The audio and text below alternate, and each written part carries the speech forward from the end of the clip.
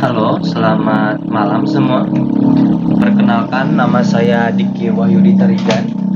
Saya dari Prodi Teknik Robotika dari Politeknik Negeri Batam, semester 4 ya. Di sini saya akan mereview atau apa namanya? Me- me- membahas begitu ya, mempresentasikan clouds robotik, makalah clouds robotik yang sudah ada seperti itu ya. Saya ambil dari Google tadi, tapi saya biar tidak panjang begitu ya, biar tidak banyak, saya buat PPT-nya, biar sedikit aja pembacaannya seperti itu ya. Kita presentasikan sedikit.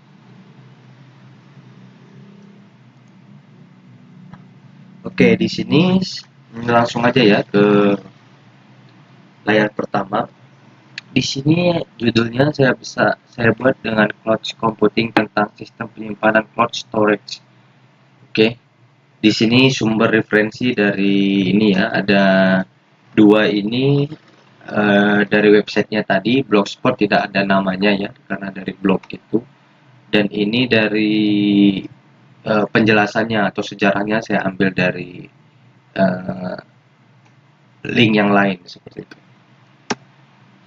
Oke, kita mengenal dulu sejarahnya ya. Istilah cloud robotik pertama kali dicetuskan oleh James Kufner yang saat itu masih menjadi karyawan Google pada tahun 2010. Konsep baru mengacu pada penggabungan robotika dan komputasi awan untuk memungkinkan otak yang diperluas dan dibagikan untuk robot. Idenya adalah bahwa robot dapat menggunakan otak yang diperluas. Ini untuk memindahkan komputasi berat ke server pusat data. Kemudian menggunakan otak bersama untuk membangun basis data umum, untuk mengumpulkan dan mengatur informasi tentang dunia atau lingkungan, dan keterampilan robot atau perilaku robot seperti itu ya. Oke, sistem kerjanya seperti apa? Sistem kerja ini terbagi menjadi dua bagian. Ujung dengan ujung belakang mereka terhubung satu sama lain melalui jaringan. Biasanya adalah yang internet yang menghubungkan ya. Ujung depan adalah sisi pengguna atau disebut user atau klien, melihat atau klien melihat. Bagian belakang cloud bagian dari sistem itu sendiri. Ujung depan termasuk komputer klien untuk jaringan komputer dan aplikasi yang diperlukan untuk mengakses sistem komputasi awan. Tidak sistem komputasi awan semua memiliki antarmuka pengguna yang sama. Layanan web-based email, program memanfaatkan browser web, ada seperti Internet Explorer atau Firefox. Sistem lain memiliki aplikasi unik yang menyediakan akses jaringan untuk klien. Seperti itu ya. Kita continue aja. Di ujung belakang sistem adalah berbagai komputer, server dan sistem penyimpanan data yang menciptakan cloud dan layanan komputasi. Secara teori, sebuah cloud komputer sistem dan dapat mencakup hampir semua program komputer yang dapat kita bayangkan dan dari data pengolahan hingga video game. Biasanya setiap aplikasi akan memiliki server khususnya sendiri. Sebuah server pusat mengelola sistem, memantau lalu lintas, dan permintaan klien untuk memastikan semuanya berjalan lancar. Sistem ini mengikuti seperangkat aturan yang disebut protokol dan menggunakan jenis khusus dari perangkat lunak yang disebut middleware. Middleware network memungkinkan komputasi untuk berkomunikasi satu sama lain. Sebagai besar, server tidak berjalan dengan kapasitas penuh. Itu berarti ada kekuatan pemrosesan yang hasil buangannya tidak terpakai, maka akan memerlukan sebuah cara. Teknik ini disebut virtualisasi server dengan memaksimalkan output dari setiap server. Virtualisasi server mengurangi kebutuhan pada mesin dalam bekerja. Jadi oke, kita lanjut dulu ya. Latar belakang. Latar belakang tentang apa ya, penyimpanan cloud storage gitu ya.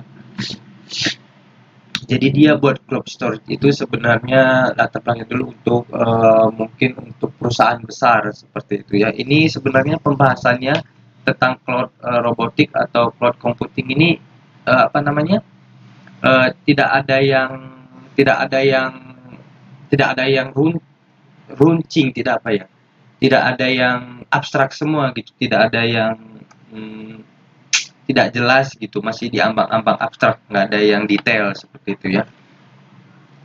Setelah saya cari tadi di Google, oke, kita lanjutin aja latar belakangnya ya. Data digital memiliki kelebihan jika dibanding dengan data nyata, yaitu dapat dipakai terus-menerus tanpa mengalami perusakan atau dapat disebut memiliki kualitas yang sama. Data digital dapat digunakan terus-menerus karena dapat disimpan dan bisa digunakan terus-menerus jika disimpan dalam alat penyimpanan atau disebut storage. Dengan semua kemudahan dari data digital tersebut, data digital yang memiliki suatu kurangan yaitu dengan adanya ukuran size, maka storage atau alat simpan dan data tersebut harus memiliki ukuran space storage yang jumlah dengan data yang akan disimpan.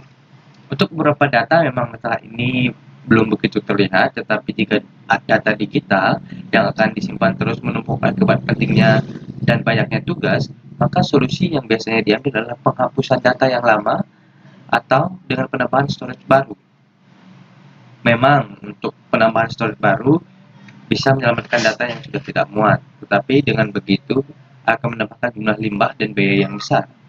Cloud storage merupakan layanan penyimpanan data secara online di store server, atau dengan kata lain, data kita akan disimpan pada database milik server online. Dengan cloud storage, penggunaannya tidak perlu lagi untuk membawa data digital dalam alat penyimpanan yang banyak, melainkan sewaktu-waktu dapat diunduh dan diambil lagi untuk digunakan melalui jaringan internet atau mengakses data di server. Seperti itu. Tujuan dan manfaat cloud storage ini adalah tujuannya itu tentu saja pembuatan pengenalan sejarah dan secara sistem penyimpanan cloud storage ya.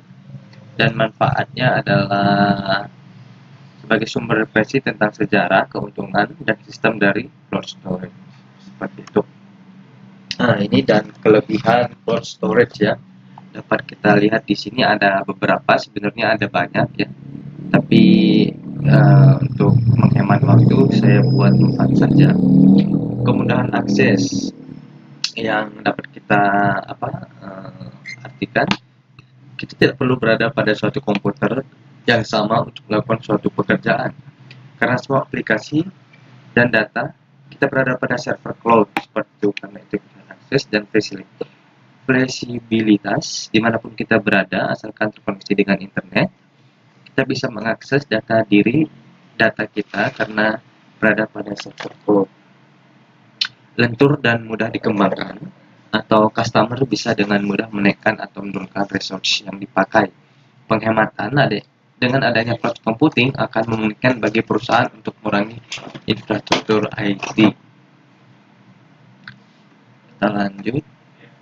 Cloud computing dan cara kerjanya.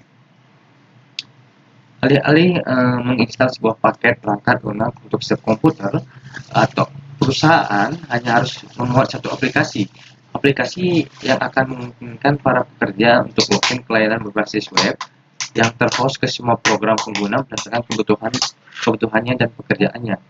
Mesin remote yang dimiliki oleh perusahaan lain akan menjalankan semuanya, dari email pengolah kata untuk program analisis data yang kompleks ini. Hal ini disebut cloud computing, dan ini bisa mengubah seluruh industri komputer. Dalam sistem cloud computing ada pergeseran beban kerja yang signifikan. Komputer lokal tidak lagi harus melakukan semua beban berat ketika digunakan. Jaringan komputer yang cloud ini menangani mereka sebagai gantinya. Hardware dan software pada sisi pengguna menurun. Satu-satunya hal di mana komputer pengguna harus mampu untuk menjalankan adalah antara muka perangkat lunak sistem cloud computing yang sederhana sebagai perambatan web, dan cloud network akan mengurus sisanya. Oke, seperti itu aja dulu presentasinya ya. Maaf jika ada salah-salah kata. Selamat